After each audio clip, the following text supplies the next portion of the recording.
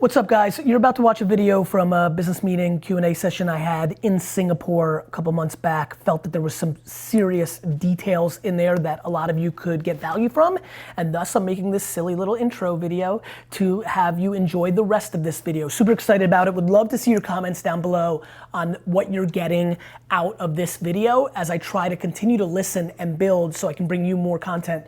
The wheel of listening and creating. Leave your 2 cents in the comments. Thank you for watching my content at all. It is humbling. You have to do them all. You're a one-woman show.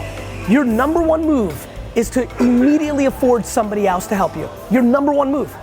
Everything in your life, how you live, what you buy, what you spend your time on. When I first build businesses, I make no money. None. In my 20s building my dad's business, I lived in a shitty apartment. I took $35,000 a year the first 3 years. VaynerMedia, I didn't make any money. Your number one job is to have other people help you. Otherwise, you're gonna be spinning in a wheel your whole life. You have to actually figure out how you can afford to grow. So the first way I always tell solopreneurs they can grow is by making less money personally. I don't know your living situation or how you live your life, but if you're going on this journey to build a business, excuse me, the business matters more than you. Yes. So I would I would want the roof over your head to cost you less money. I would like the food that you put in your mouth to cost less money. You have to look at everything else you're doing in your life. How much time do you spend on marketing? In a day? 0 sometimes, I assume? Yeah, sometimes. In a week, how much do you spend on it? 2 hours. 2 hours, great. Now is the most important part of this meeting. How many hours do you sleep at night? I have to have 7. Great. So I love the way you said it. I have to have 7. So if I wanted to say go to 6 so that you pick up 5, you're gonna say to me, Gary, I have to have 7, right? Now let's go somewhere else. I have to know what you're doing the other 17 hours. I would bet the house that we can find an hour every day. I guarantee it. Because you might be working all 17 hours, but you might not be working on something smarter than spending an hour a day on the thing that you're talking about. Do you understand? Yeah. You know, people talk about working hard and working smart. The answer is only both. You have to work hard and smart based on your ambition. You need 7. I'm glad you said it that way because this makes this piece of content more valuable. It's the 17 other hours. I'll give you an example. A lot of people drive to work for 45 minutes. If they took a bus for an hour and 15 minutes, they would save money and get more work done. But do you have the humility to take the bus versus driving your car? Because your mouth says you want to pull it off, but do your actions map it? Got it? I think most people fear it being tough when they're asking for something crazy. Do you know how hard it is to be a millionaire?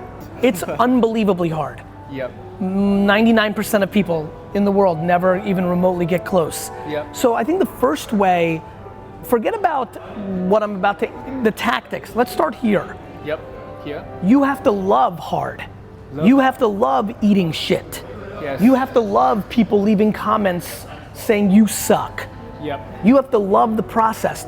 Everything's easy for me because I don't care what people think. Mm-hmm. I prefer everybody thinks I'm gonna fail. The way you get over the obstacles is a couple things. Number 1, biggest mistake all of you make is you don't realize it's gonna take 21 years for success. 21 years for success. 21 years for success. Now look, maybe it will take 3 years, but if you think it's gonna take 21 years, now you're in the right mindset. Everybody thinks they're gonna take a camera, post a couple posts on LinkedIn, post a couple posts on Instagram, 6 months and I'm gonna be on a yacht. It's stupid. Yeah. Okay? True. So no patience. The reason I get through everything is I want the pain, I want the process, I have the patience. I don't care when I have setbacks. I know that I'm asking for something special, and if you're asking for something special, it should be hard. Okay, true. Like, true. why are you entitled to be a millionaire? In America, one of the wealthiest countries in the world, the top 1%, at the bottom of the top 1%, you make $440,000 a year. If you make $440,000 a year in America, you are in the 1% earners in America. Oh, okay, interesting. Most people don't understand what it is to do a million. Everybody thinks everyone should do a million. I laugh at a million. 99% of the people watching this video right now, or 31 years from now, because everything will be online, will never taste a million. 99% of you. Now, when you internalize that, all of a sudden now you're gonna respect what you're asking. Yeah.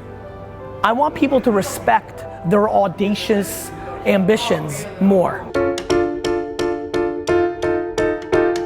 You scale it through more people and more executions. I know it's crazy to hear, like, when you're in the services business, you scale it with more services.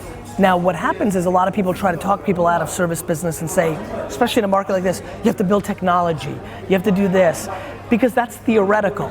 That's what sounds right. But if you're gonna build a bigger production company, there's only two ways to do it.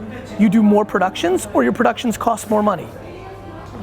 You either do one production like George Lucas does, and they pay you $400 million or $2 billion or whatever, or you do 80 times more productions than you do now. How did I grow VaynerMedia? We just did more, and it was more expensive of that thing. The thing that a lot of people forget about me as an influencer was I didn't really start becoming an influencer until I was 35 years old after having a 15-year career of being a business person. Yep. My influence is not out of the arts or looks or the arts, Yep. the classic ways. If entrepreneurs didn't start becoming cool, it would have never been a path that I think I would have taken. I think you're right. I think the thing that you need to think about is if you were gonna build technology in between an influencer and their audience, you are staggeringly vulnerable to Facebook, Snapchat, and Twitter, like staggering. Your features, they're all gonna be features. Look what happened with stories on Instagram. Influencers lived on Snapchat as well. Yep. One feature and they move so quickly. Anything a third-party vendor offers that becomes something that the platform offers will die immediately because of the seamlessness of it happening inside there. That is not gonna be the part that you're gonna have an advantage over Facebook in. Yep. Shopify's the infrastructure to Instagram until it's not. Until it's not. There's only one currency, which is the attention. That's all they trade on.